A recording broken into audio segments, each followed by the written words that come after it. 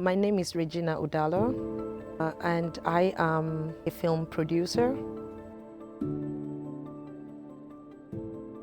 It's interesting because I didn't really think about, that's not what I thought about doing as a career choice at the beginning. I actually bumped into film. To see where I am today, like thinking back, is really interesting. I'm sure many of my friends would not have imagined I would be here. I come from Nigeria, specifically a town called Ogoja. It's one of the oldest towns in Nigeria, but not that popular. It's also very small. It gives you the vibe of Drammen, where I live right now. And you know, this kind of towns where everybody knows everybody. Yeah. But then I, of course, traveled out of Ogoja to do school later on. My journey has been a bit of coming from a small town to, you know, the big towns. There was this lady in Nigeria, Eunice Abu is her name, yes. She was such a brilliant, I don't know if she's still alive, but she's such a brilliant caster. She had this really beautiful face, and later on I found that she comes from Benue State, where I happen to have done my high school. And so I always was fascinated the way she read, you know, news and all of that. And so I started working towards it, like, okay, of course it would be great to go to study mass communication. So I did go through that process, but in the process of doing that, I met film students at an audition where I eventually went into film school. So I did do a degree in film. The time I went into the film school, which is it's called the National Film Institute in Jos, Plateau State. It was, they started with a diploma where they were doing a 3-year diploma. And then later on, they got accreditation to do a degree. They had an offer which says if you've done something close to film, so which was either you did mass communication or you did theater, then you could go to film school. So I did 3 years after doing 2 years of diploma in mass communication. I did 3 years in film. Before I finished school, I got a job with BBC World Service Trust, where they came into Nigeria to do a TV series on HIV/AIDS called Waiting Day. We worked on the project for about 2.5 years. So that was like where my career kickstarted, you know. But before then, I had done a project called Omle, which is actually a documentary, my first film ever. Short film documentary on a queen dance from my village. And that is a tradition. Currently, it is over 90 years because the first queen dancer was my grandmother. When I went to film school, I was like, oh my God, I can do this. Like I can go back and film, you know, this story. And we had the opportunity of doing that. And it was such a great idea and decision to make that film because that made me go to Berlinale. So I am one of the Berlinale talents. I think in my life I've had a very adventurous life in terms of everything that has happened so far has been not like pre-planned, but has been based on, you know, either bumped into film school, meeting film students, or I didn't plan coming to Norway, but I got married to my husband who was already living in Norway and working here. We're childhood friends, by the way. So, so eventually we got married, and I remember when I went to tell my dad I was getting married, I'm like, oh, I'm getting married. And it's like, okay, who's that? I'm like, a friend of ours, he lives in Norway. And my dad, you know, paused, like, Norway? Like, what is he doing in Norway? That's not a country you hear very often, you know? So I, of course, had the pleasure of going through this process of, you know, having this conversation with my dad. I've been here now about 10 years, and it's also been an interesting journey moving into Norway as a filmmaker and trying to see if I can get jobs. Then deciding to start up, you know, my own productions or my own company. The process of doing the film or actually looking for jobs in Norway was short for me in a way, because I tried many, you know, you kind of said a lot of, you know, your CV to a lot of companies, you don't really get feedback. And then I got the thought immediately, like 3 years down, like, why don't I start making my own films? Like, isn't this why I went to film school? And this is why I graduated. We then did The Lost Cafe, which is actually my first feature ever. We shot both in Norway and in Nigeria. Based on my research, that is the first Nigerian Norwegian film, which, very proud to be able to say that, we were able to do that and achieve it. It's a beautiful story, which I know a lot of people have watched, but also a lot of people haven't watched it. It would be great for them to do that, because the story talks about a young girl who migrates to Norway to study. Go watch the film. The first goal, obviously, when we made the film was to have it in the cinemas. And we never had the opportunity of going to the cinemas. When we were in Nigeria, it was a film that was too European in terms of the style of storytelling. But it did travel a lot of film festivals. Very, very, very proud to have gone through that process of, having a film sent to festivals, and how you get the opportunity of presenting your film and your story. Like what made you to tell your story? Why did you want to do that? And you have a really special audience in different film festivals. And for me, that was big, because it helped me to grow a lot. Seeing the way the audience received the film, whether it was positive or negative criticism, it didn't really matter to me. And that being my first feature film, I felt going through that process and then eventually landing on Netflix was a very, very big deal for me. I remember the first time I heard it, I just started crying, I was like, oh my God, this is good, this is good. And a lot of people start their first feature films making it local, Either I could have made a local film in Norway or a local film in Nigeria, But then I had to do an international story. And then obviously understood my calling immediately, that maybe that is what I'm meant to be doing. Stories that are international and stories that are targeted for a young generation, the younger generation rather. I think it's a very dicey situation in terms of,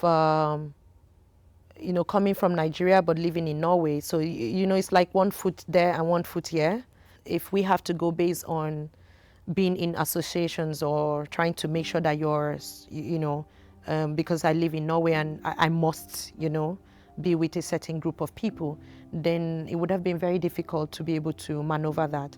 Moving into Norway and trying to study the industry here is very, very different from Nigeria. In Nigeria, every week you have over 250 films coming out.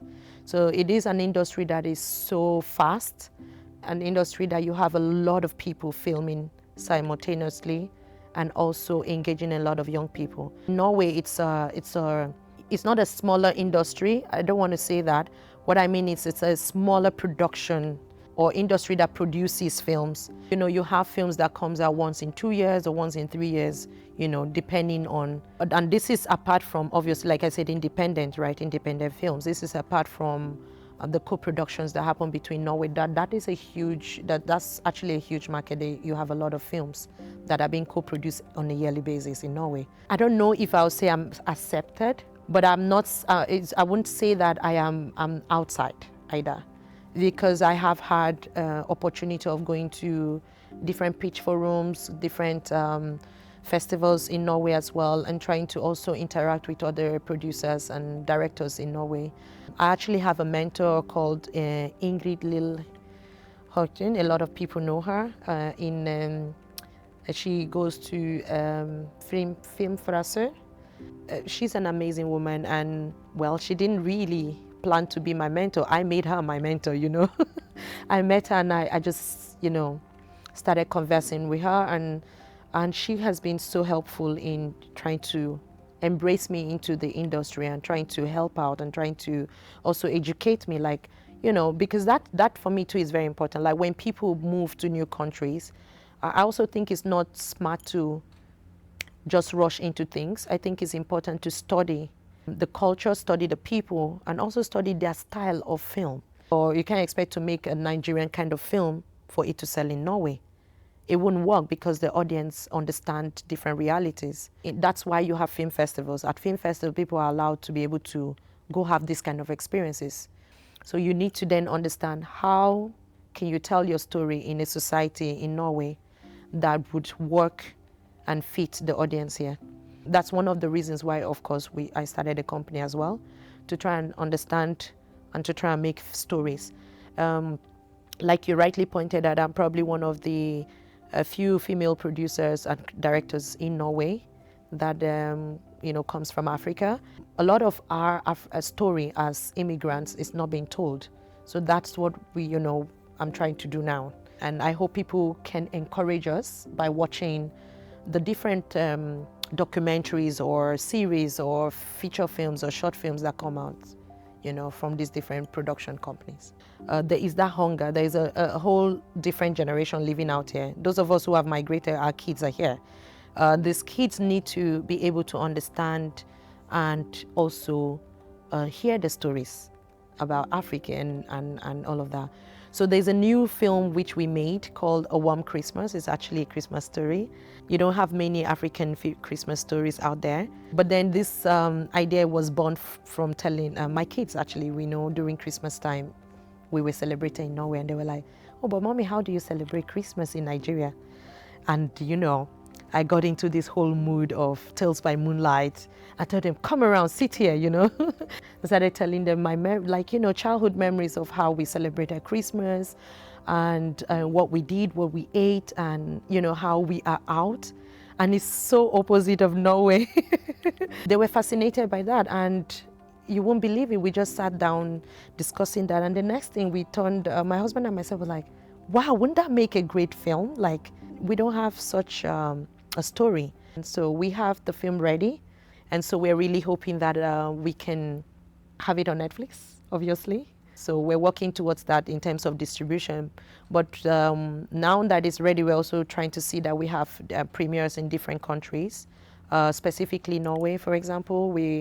We're discussing with different cinemas houses and other creative houses, like, for example, Nordic Black Theatre, whom we are sure we would have a premiere at Nordic Black Theatre in December. The film is a Christmas film, so it's not meant to be only for Africans to come and watch. It's a story that is universal. What we are just trying to tell is how Africans celebrate Christmas. So that's one of the projects that's ready. We have other projects like in Norway, and trying to work with this great person called Prince to do a food series, trying to showcase African food and how we make our food and why we make our food the way we do. We're very family-oriented food making. When we talk about making African food continental, I think I've had this conversation with some of my friends before. I'm like, but you don't go around seeing restaurants with African food. I'm like, no, but we do have restaurants, just that you probably don't know about it. So we want to see how we can expose this to people who don't know, and also to make the Africans to be able to carry their friends along. Like, when I'm going out, I should be able to call my friend Ida or Anamate or somebody, and say, okay, can we go to an African restaurant and have lunch or dinner? That's how naturally they're going to be able to taste our food and know. I'm married to my husband, Ako Odalo, and we have 3 kids, 3 boys. It's been an interesting journey, because when I see my kids, it's also the way that, my journey as a filmmaker has been. When I had Omachunu, that was about the time we thought of Lost Cafe. When I had the next baby, that's when Lost Cafe was premiering. When I had the 3rd baby, we were talking about A Warm Christmas. So they've been in that journey together with me in the whole process, balancing film life, family life, and also having work, because I have my daily job in Norway where I work with kids and youths as well. It hasn't been easy, but I think what is pushing is the passion for the job. And I use my kids as an example. I always use them as my checkpoint. Like, would I make a story that they would love to watch? So they are my first audience, I would say. And then, of course, my husband has been like the greatest support. Having such a supportive person, supportive friend, and also film critic, by the way. He's very critical. Like, whenever we make the films, he's the first person to say, oh no, this is bad or whatever. He would always give good criticism, But I think that also has been very, very helpful when you have your partner who encourages you, but also is invested, in what you're doing as well. It also made me want to know more about his career too, because for me, I feel like it has to be, the partnership has to go all the way. This is somebody that didn't study film. He has nothing to do with film, but then he's head front, there. We have the African thing, when you're filming, all your family members are in it. I have a makeup show called Golden Brush. And I remember calling my mom, to come and be one of the models. And then my dad, this is very exciting. Every time we film, my dad is always there. Like he's always on set, always following, he's so curious he's fascinated as well, I think. My mother-in-law is like always calling me and finding out how my projects are going. And I think having that strong support system has been what has been, making me stand tall. Because I'm sure I would have probably given up already by the first one. Because before we got funding for Lost Cafe, obviously, it took us, we didn't make Lost Cafe immediately we had the script. We made Lost Cafe 5 years after we wrote the script. And then 5 years later, it went on Netflix. So it's been a long journey. I work with very strong friends in the film industry, people who I have gone to school with, people who also believe in telling our stories. You have people who are check and balancing you. I think it's very important for every filmmaker to have such group of friends. When I moved into Norway, I would say it was a bit harsh because, like I said, I studied in India. I had gone to do my master's in MBA in film and entertainment. It was a bit of a harsh move because I came from warm to cold. I was like, oh my God, this is huge. Like, the realization of, it was a bit difficult at the beginning, trying to understand that swift change. In reality, it's the best place to shoot films because when it comes to sound and, recording, it's very calm. It's very, it's not noisy. You can imagine filming in Nigeria. Yeah, trust me, when we share stories with my colleagues, everybody's like, oh, man, that shoot was very difficult, But me, I'm always like, really? Okay. We don't have such issues. So it is actually very productive. I wish they could market more for people to film in Norway. And obviously by marketing more means that they can reduce the taxes and making things a little bit cheaper for people to film because production generally is expensive because you have a whole crew member of, minimum 30 people. So imagine that you have to pay all of those people, then you have to pay all of your actors, pay for location. So if that could be reduced, that would, I feel personally that the industry in Norway would actually boom more. Like you said, co-productions will be easier to make. Norway is a beautiful country to film, but because it's so much more expensive, no one is going to come film here.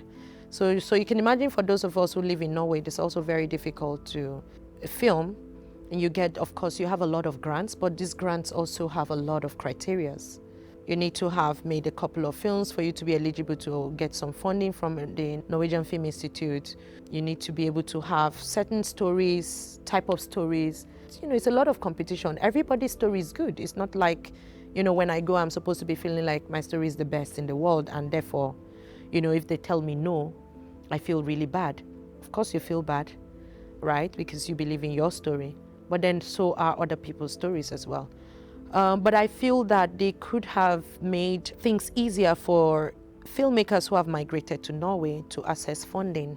A lot of times when we have to go film or go apply for this funding, we don't stand a chance of getting this funding.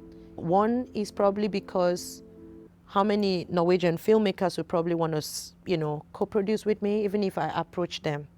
Some I have, and obviously didn't work out. Currently, we try to save funds to make these productions ourselves. We need to be able to tell our stories. We need to be able to have a different perspective as well. It is both an advice and I would, to the Norwegian community here, to be a little bit more understanding that you know, they need to understand, they need to be able to have some of these criterias. We're not saying you should not adjust this, you should not have your criterias. But I think that someone who's already worked in other industries and moves to Norway does not easily get in. Many other people who have moved to Norway, they find it very difficult. A lot of people end up doing free films, and that's not fair. You can't survive as a filmmaker just doing free film for different projects. You're just, oh yeah, I come, and then you're free. We need to be able to have funding to still cater to everybody. And to be candid, there are many creative people in Norway, but they haven't had the funding to making those films. The Nigeria you see today, I would say this to be very candid, the industry, we've never gotten support from the government. Every film you're seeing, until recently when you started having this distribution companies like Netflix and Amazon, most of those films were individually produced. So it's an industry that was built from individuals. And so Norway already has an advantage where they are funding, but then how is this funding used? A lot of stories are in Norway, but they're not being told. Trust me, I'm not being biased there. You know, the typical Norwegian would not be able to tell a story of an immigrant. You need to be an immigrant to be able to tell that story. Now, I'm not saying that all immigrants can. I'm not also saying that immigrant story must be told only by immigrants, but a lot of the time, 90% of that time, only people who have been in the situation are able to express it. I mean, but we are here. We also want to build this industry. I, for example, I've enjoyed, I would say enjoy, because Viken Film Center has given me the opportunity. I take classes for children and youths. And what do? I actually simply teach children how to use their mobile phones and their, you know, tablets and iPads to make, professional films, 1 minute, 5 minutes. And then recently we also started Brage Film Festival, which was the first this year, and it was really good. Brage Festival is for children and youths, films made by children and youths. But you can imagine how enriching it was to be at the festival, to also enter the world where these kids are able to express themselves and show us what they see. Oh my God, you can't imagine, it's beautiful. You won't even believe how their mind works or what they're thinking. It's so different. Lost Cafe, the idea of Lost Cafe actually came up while I was in Italy. I'd gone there for a year for like a youth program in a folklore movement. It is a movement that I am part of, and I have been part of for a long time. In the city where we're living, it's called Marino. It's one of the old cities in Rome. We were just taking a walk down one road path one day, and I observed that we went into a place where it had 2 doors. When you come in through this side of the door, it is a cafe. If you go on through the other side of the road and enter this, that is like a bookshop. So I was fascinated, and then immediately I'm like, wouldn't this be cool to have a film where you had that as a location and a set? The idea came from that period though, traveling out for the first time ever in my life to Europe and I had a lot of experience. I remember when I just left at the airport, I was being questioned by the immigration. I'm like, hi, where are you going to? I said, I'm going to Italy. Oh, Italy. Are you going for the, business? What are you going for? And I'm like, I'm a student, but I'm going for an event. And they're like, are you going for prostitution? I'm like, if I was a prostitute, will I come through this process? You know? So it already, Italy at that point had a bad name where most Nigerians, young girls particularly, once you were saying, I'm going to Italy, everybody just kind of put you in a box and a cap, that's what you're going for. That was very sad, obviously. I thought about it, I'm like, oh, this is really not cool. Because a lot of people go for genuine reasons and for different reasons. And even if you were referring to these people who had gone there, a lot of them didn't go of their own wish, Those experiences just came together, and so I started writing and I started thinking, like, what if we had a story, about this young girl and who went to this cafe, and so that's how it got pieced together.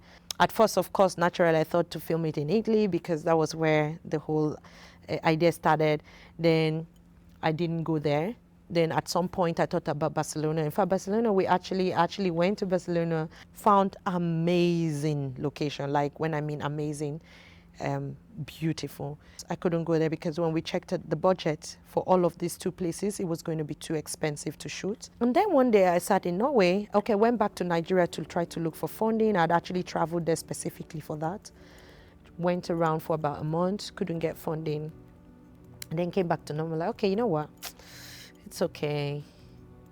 Let me just move on with life. Maybe when there's money. Suddenly, we got some sort of funding. The government that time, which was Jonathan's good luck's time, he created a funding that started and ended during his reign because we don't have that funds anymore, called Nollywood something. I can't remember the name right now. We got funding at that time for that. And that was what helped a lot. They kickstarted everything. But the majority of the support we got came from Norway when we decided to shoot in Norway. Because I sat in drama one day, I'm like, oh, but I live in Norway. Why must I film this film in the countries where I got? Don't have to do that. Like anywhere in the world can be a location, as long as it works for your story. You know, now you know we got like the best locations for it in Norway. The moment we got the equipment, I was like, that's it. We're shooting. You know, so I'm really grateful to a company. But they were called Catapult Films before in Drammen. We are forever grateful. We actually went there several times. They had the opportunity of seeing the film as well. It was a beautiful production in all sense. Like music in the film also came from youths in Norway. You know, we got it from Urørt. Locations where, you know, Ungdom Kulturhus, Get 60, and of course Drammen Kommune. Even the university, we shot in the university. This film now has become like an archive because a lot of these places that we shot don't exist anymore. For example, the antique bookshop doesn't exist anymore, which is really sad. And then I'm also grateful that we had the opportunity of archiving that place because it's really beautiful. The cafe where we shot the cafe itself, it's no more existing. So these now are becoming memories, you know. I must say that Norway is such a great place to film. Like I said, when people believe in your vision, they're able to support you, even if you don't get funding, because you're able to film in public places with no disturbances. Like I said earlier on, sound is clean because the place isn't noisy. And generally, people are supportive individually. So we hope that there can be a balance between the individual support and maybe the funds that come in. So then there's like a marriage that then helps in blossoming the industry.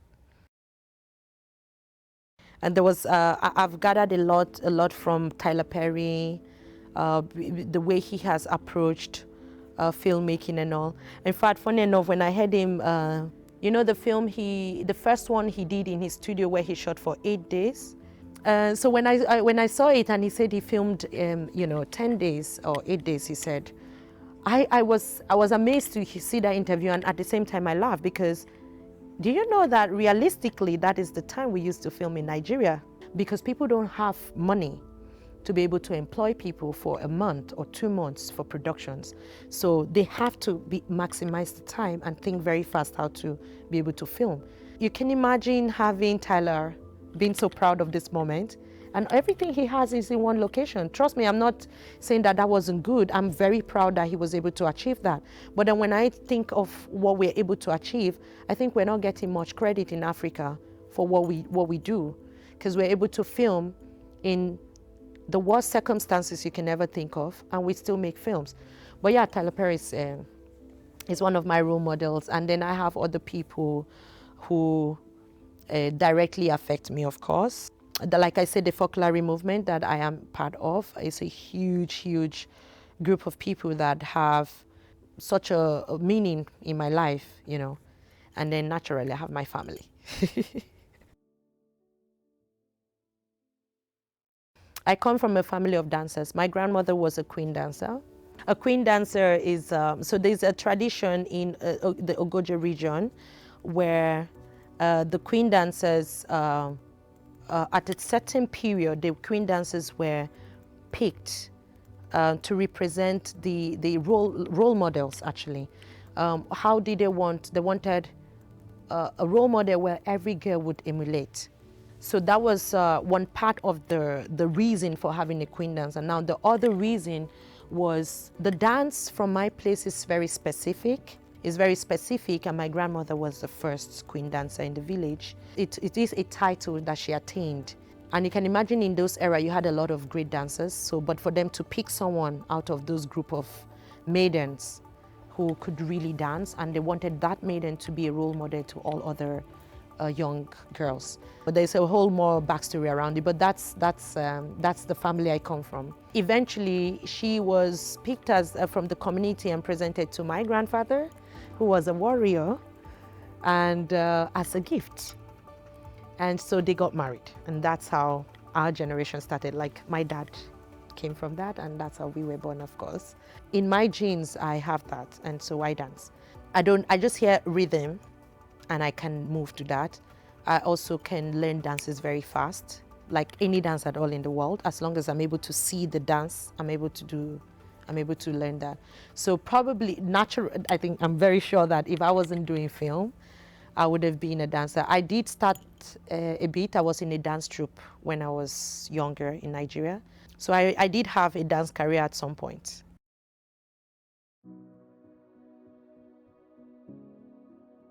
Nigeria has over 250 languages. I don't know how many people are aware of that. But then you're not just talking about languages, you're also talking about culture. So I come from Cross River State, which we have over 100 languages just from that state. For example, my mother and my father do not have the same language, but they live in the same region. Like, for example, Drammen. So between Drammen and Mjøndalen, two different languages. Between Mjøndalen and Sane, two different languages. There is nothing that is the same. The part of where we grew up is where my mother comes from, which is called, in today's world, they're called Atam people, because there are a lot of clans that came together, merged together to form Ogoja. And my mother's tribe is the head of this, they call Ishibori. Ishibori is like the head of the head, or like the top, yeah. So I speak Ishibori, for example, my mother's language, and then my father comes from Yache, where I said we have the queen dance, and that is also a whole different culture and language. I'm a mix, you know, from two different cultures and two different tribes and two different, you know, everything.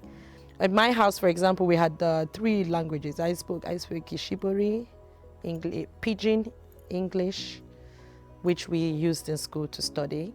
But that's actually very common in Africa. A lot of families, maybe not, I don't know other African countries how many languages they have, but if you think about, and in Rwanda, I was so amazed. They speak French, they speak Swahili, they speak their own language, I think it's Rwandese, I don't know if there's another name for that, and they speak English. So they have four languages that they're speaking simultaneously. When you come out and you're seeing people like, oh, you know, they're so advanced, Cleo, Lara, and girls, no offense, but then you see other people in another part of the world who are speaking so much, like many languages simultaneously. It's not because they chose to learn those. That is how their situation became. They had to learn French, they had to learn English, all of this due to colonizers, and then they had their own original languages. So I think it's important that people shouldn't just be too relaxed, and I mean, it's nice to study other people. It's nice to know about other culture, other countries, because you learn more from them. Like, I was really amazed when I went to Rwanda. I want to go back there again because it was such an inspirational country to be in. There's a lot of mix within Nigeria and the African continent that people don't really talk about, you know. Watch out for the documentary.